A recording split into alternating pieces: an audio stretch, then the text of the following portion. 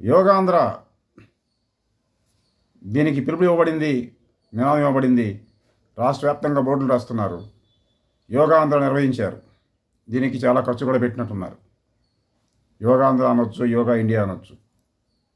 యోగా పుట్టింది వైదిక ధర్మంలో భాగంగా. వైదిక ధర్మంలో వర్ణ విభజనలో ఉండొచ్చు, కానీ పేదరికానికి, నిరుద్యోగానికి తావులేదు.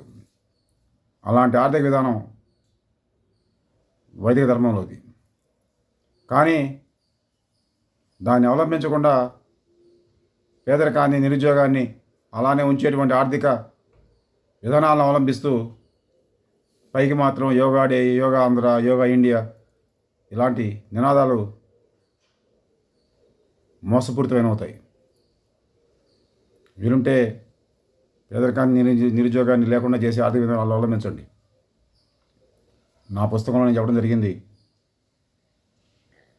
ప్రతి ఒక్కరి నుంచి శ్రమ, ఉత్పత్తి సమాజ అవసరం మేరకు ప్రతి ఒక్కరికి వ్యక్తిగతంగా పంపిణీ, వారి వ్యక్తిగత అవసరం మేరకు. ఉత్పత్తి, పంపిణీ మధ్య సమతుల్యత తిండే ఆర్థిక విధానాలు కాకుండా యోగా డే వల్ల ఉపయోగం ఉండదు. మోసం చేసే వైఖరికి ప్రభుత్వాలు దిగడం ధర్మం కాదు, రాజనీతి కాదు. కమ్యూనిస్ట్ ఇండియా వర్ధిల్లేను, కమ్యూనిస్ట్ విప్లవం వర్ధిల్లేను.